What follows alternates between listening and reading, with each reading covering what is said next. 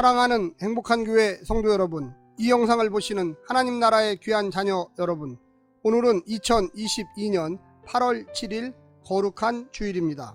지금까지 11장부터 20장에 이르기까지 백성들의 정결 규례와 성결 규례를 다루었다면 21장, 22장은 모두 제사장이 지켜야 할 윤리 규정을 담고 있습니다. 제사장은 하나님의 법도를 가르치고 제사를 집례해야 하는 사람들이기에 일반 백성들보다 더 엄격하게 규범을 지켜야 합니다. 본문은 제사장의 결혼과 장례에 대한 규정이며 일반 제사장과 대제사장을 위한 규정이 다르게 주어집니다.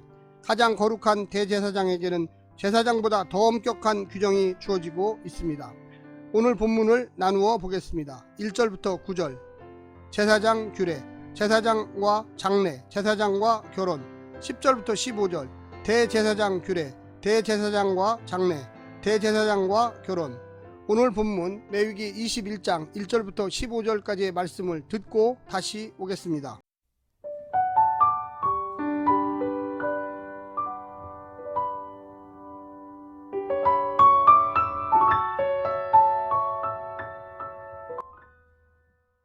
레위기 21장.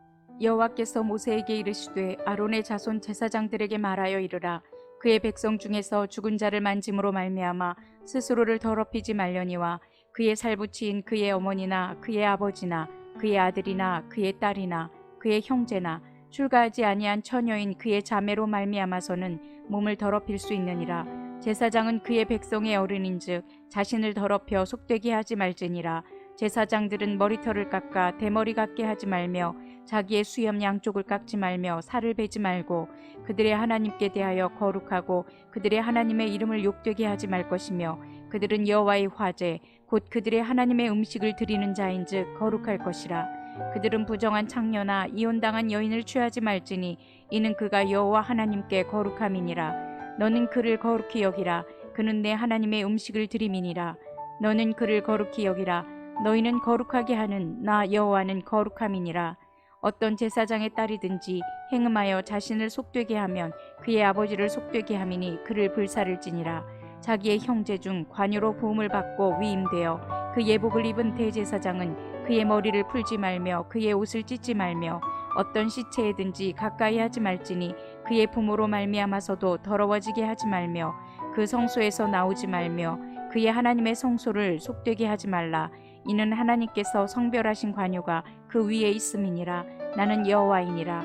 그는 처녀를 데려다가 아내를 삼을지니 과부나 이혼당한 여자나 창녀짓을 하는 더러운 여인을 취하지 말고 자기 백성 중에서 처녀를 취하여 아내를 삼아 그의 자손이 그의 백성 중에서 속되게 하지 말지니 나는 그를 거룩하게 하는 여호와임이니라.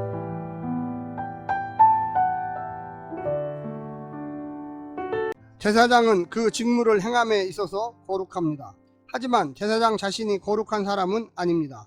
그러므로 제사장은 자신의 거룩한 직무를 온전히 수행하기 위해 자기 자신을 더욱 정결하게 유지해야만 합니다. 본문은 특별히 장례와 결혼 예식에 관련된 규례를 알려주고 있습니다. 죽음은 정결의식에 있어서 가장 부정한 영역에 속하기 때문에 제사장은 죽음을 멀리해야만 합니다. 또 창녀나 이혼녀를 취하거나 딸을 창녀로 만들어서는 안 됩니다. 대제사장에게는 훨씬 더 엄격한 기준이 적용되고 있습니다. 오늘 본문을 세 부분으로 나누어 자세히 설명드리겠습니다. 첫 번째, 제사장에게 허용되는 일. 제사장은 하나님과 백성 사이를 연결합니다. 따라서 하나님처럼 거룩하고 백성들보다 거룩해야 합니다. 그는 한 몸인 아내를 포함하여 부모와 자녀, 형제, 출가하지 않은 누이 등 근친의 장례에는 참여할 수 있습니다. 그의 거룩은 그가 드리는 제사에 영향을 미칩니다. 제사장은 백성들을 거룩하게 하고 거룩한 삶을 가르쳐야 하기 때문에 더 엄격한 거룩의 수준을 요구합니다. 그것은 지금도 마찬가지입니다. 지도자에게 높은 수준의 영성과 지성, 인격을 요구하는 것은 과하지 않습니다. 지도자의 타락은 공동체의 타락의 가장 손쉬운 지름길이기 때문입니다. 두 번째, 제사장이 하면 안 되는 일. 제사장은 이방의 장례 풍속대로 대머리 같게 하거나 수염을 깎거나 살을 베지 말아야 합니다. 거룩하신 하나님의 이름을 욕되게 하는 일이요 하나님의 음식을 드리는 자에게 어울리지 않는 일로 간주되었습니다. 또한 머리를 풀거나 옷을 찢으면서 일상적인 슬픔마저 표현할 수 없었으며 부모의 장례에도 참여할 수 없었고 성소를 늘 우선시해야 했습니다. 제사장인 성도는 욕망의 한계를 정해야 합니다. 세상이 괜찮다고 하는 것을 무조건 따라할 것이 아니라 나와 하나님 사이의 관계에서 취할 것과 취하면 안 될 것의 경계를 정해야만 합니다. 마지막 세 번째는 제사장직 계승을 위해 할 일. 제사장과 대제사장은 부정한 여인을 피하고 자기 백성 중에서 거룩한 여인과 결혼해야만 합니다. 가정의 정결을 지키고 아론의 자손들을 통한 제사장직을 잘 계승하고 자녀들을 거룩하게 양육할 수 있기 때문입니다. 그들의 자녀들의 범죄는 일반 사람들보다 훨씬 엄격하게 처벌했습니다. 제사장인 성도의 결혼과 가정관, 자녀교육에 대한 가치관은 세상과 어떻게 구별되고 있습니까? 지극히 일상적이고 가장 기본적인 공간인 가정에서부터 분명히 구분되어야 세상에서 하나님과 하나님 나라를 소개해 줄 수 있지 않겠습니까?